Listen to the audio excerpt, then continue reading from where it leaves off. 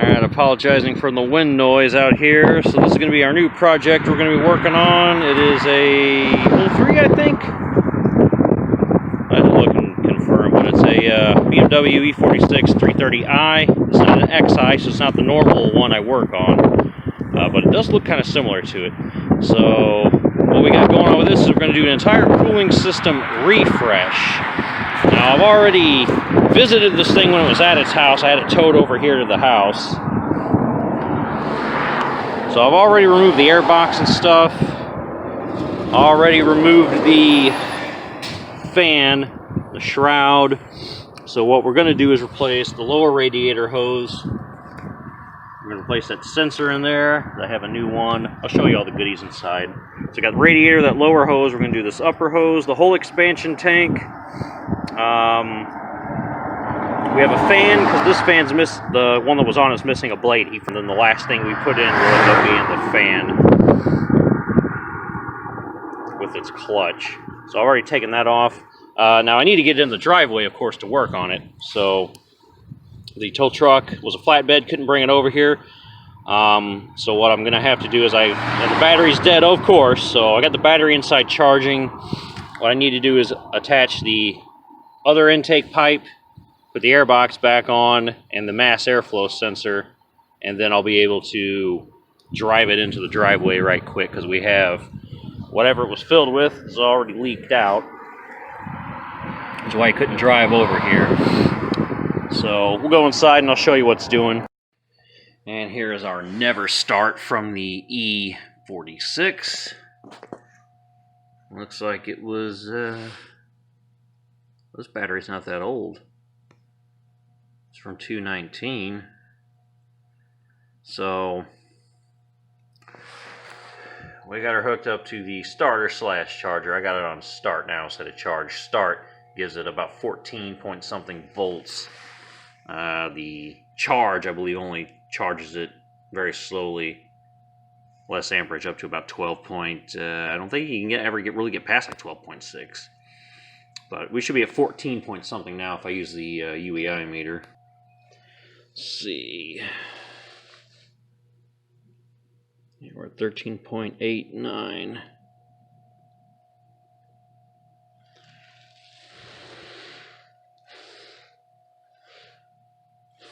So let it charge.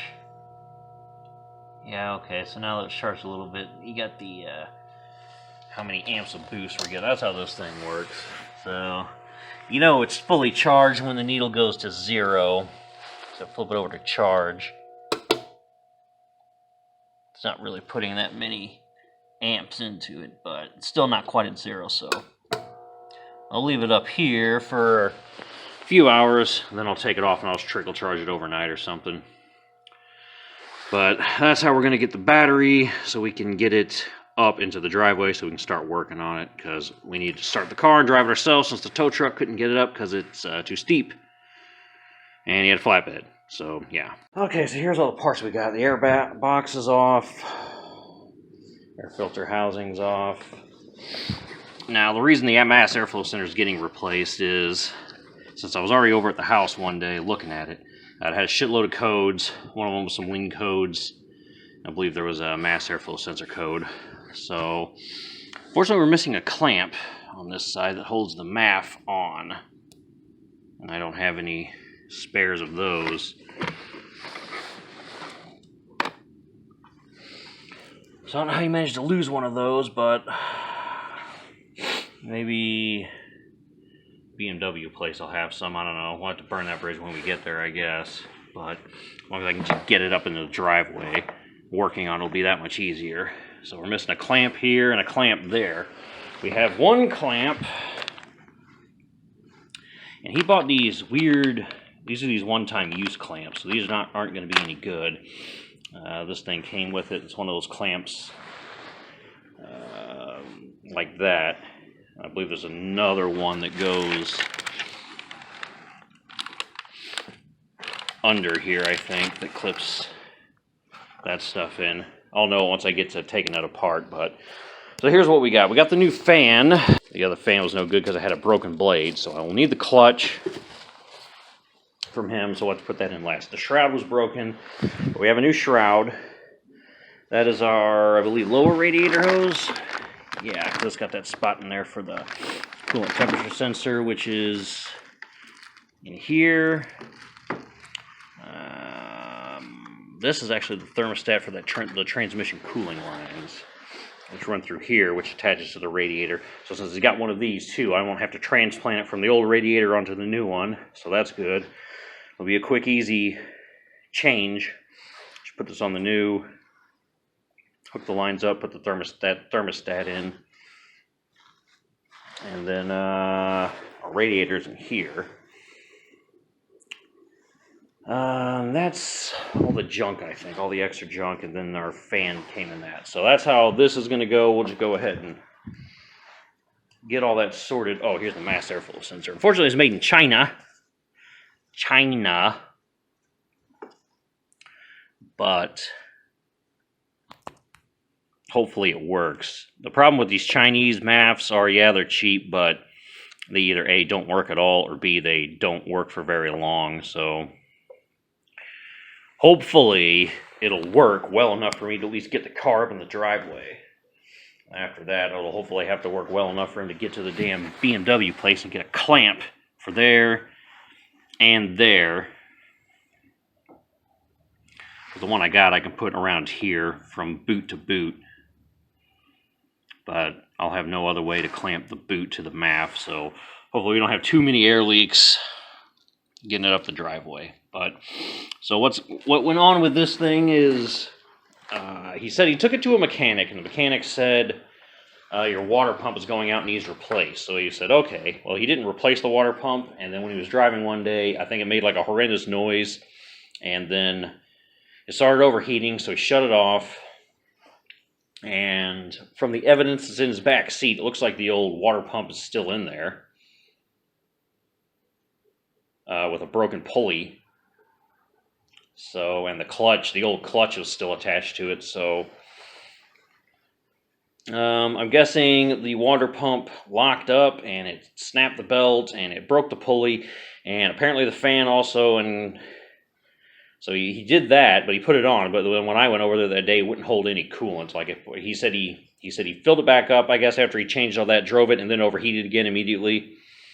So he shut it off again, had it towed back home, and then that's when I came and looked at it. Disassembled a few things, said, no, you're going to have to, we might as well replace the whole cooling system because I think your radiator is leaking. Because as I filled it up with water, it just immediately started dripping out of it. And as you guys saw outside, it's still dripping.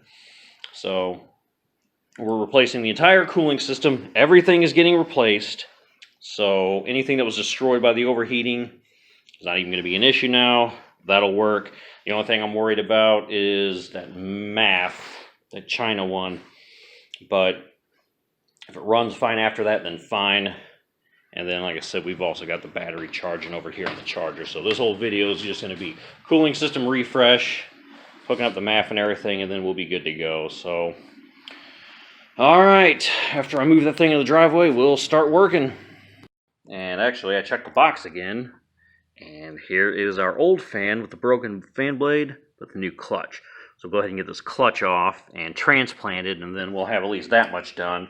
And the battery is holding a charge, so I'll let it charge overnight, or at least the rest of the day, and maybe tomorrow morning I'll move it in the driveway. But we can at least get some of the stuff done in here. I already put the new Chinaman MAF on there, so I got a big clamp coming, not another side clamp, so I'm going to have to figure something out here. I might have to try to zip tie it or something temporarily, something that can hold it in place long enough for him to get to BMW and get an actual replacement clamp for this side. And this guy has an E39 also that's having problems that I'm going to have to do some work on, mostly with the MAF on that also, and I think the thermostat housing is leaking on that, so I don't have to do an entire coolant system change on that, just the thermostat housing. But he's missing a bunch of his clamps too. He's missing the big one, and I think both of them on that one.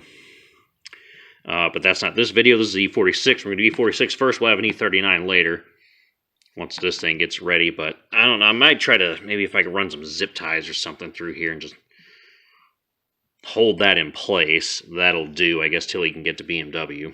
But That's my solution for that. We got another big clamp coming, so I can do that, put it where it needs to go, and then we'll go ahead and do the transplant on that now. Okay, now, when it comes to the clutch, you don't want to let these things sit like this up against the ground for too long, because there is a fluid in here, and you don't want it leaking and causing a ruckus. So you generally want to always keep these upright. Most of the time, for a little bit, that won't hurt it, but we need to transplant this clutch onto that new fan. So normally, you just use your number 5 Allen key. There's 3 bolts. Somebody put a generic something in there. So a generic 10 millimeter in this case is holding this in, but we'll go ahead and get that off and get those 2 off, and then we'll transplant our clutch over to that new fan, and then this thing can go bye-bye. So hopefully we can see and there's enough light for you guys.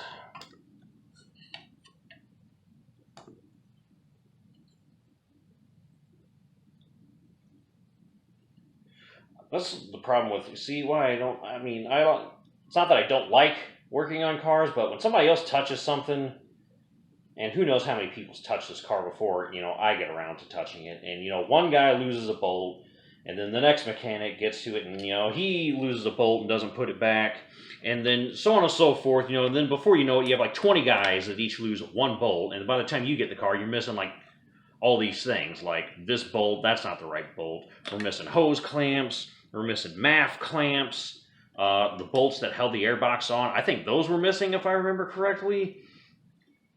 There's all these clips and stuff missing. By the time it gets to me, it's like I'm trying to like rebuild the car, essentially, and it's like, and I have no idea how it went to begin with, because we're missing everything. Okay, so we got the 3 things that hold the clutch in, out. So now we just, boom, get rid of this.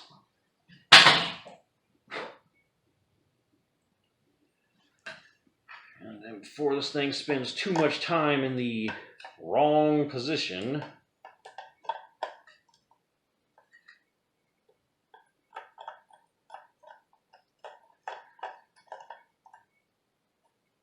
there we are.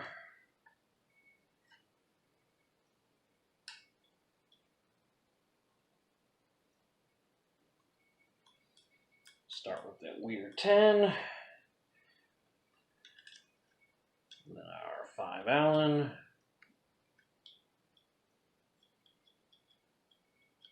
Our other 5 Allen.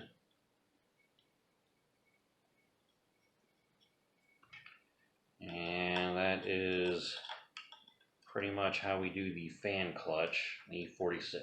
So no different than the e38 one I did on my own car. They're all the same. It's actually why I kind of prefer the automatic. Because if removing the electric fans in the manuals is anything like it is in that Neon, fuck that. It's way easier to remove this. And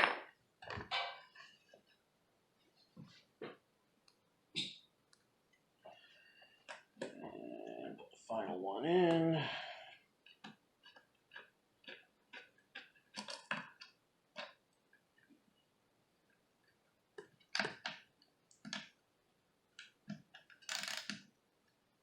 All right.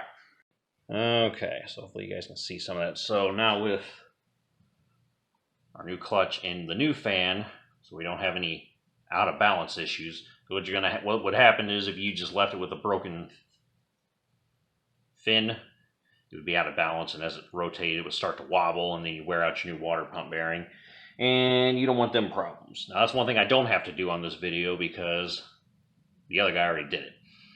And he already did this, but the fan was broken, so I had to transplant it anyway, but whatever. So now the bolts are coming through, this thing's nice and secured. You want to, in my case, because it's going to be a few days before I get to the rest of the car, hold it in this upright position vertically, perpendicular to the ground. The reason why you want to do that is because these clutches are filled with a fluid. It's a viscous clutch. So as this thing spins, the centrifugal force can force the fluid out, and where it can either, depending on how fast you're spinning, either grip, so this is now spinning the same rate that your water pump is, or it's freewheeling. And so let's say you leave it like this, and your fluid then now spreads all the way out, and it gets stuck in all the veins on the outside. Well, here's what you're going to have one of two problems if your clutch goes out. The one, which usually just happens if it just goes out, like it runs out of its viscous fluid or something, is it just freewheels. So it's always freewheeling. When the engine's idling, it's freewheeling. It's not actually spinning at the same speed the engine is. If you rev it up, it's still freewheeling. It's not spinning at the same speed the engine is. Not a big deal. I mean, it's kind of a big deal because you'll overheat your engine depending on your climate and whether you're driving the car or not, temperature outside, etc. But a more catastrophic thing that can occur is it'll be always engaged. So no matter what RPM your water pump is spinning, this is spinning. It can only spin so fast. Generally, this thing disengages. It starts freewheeling when you get around like 2,000 RPMs or so. It doesn't really go any faster than that.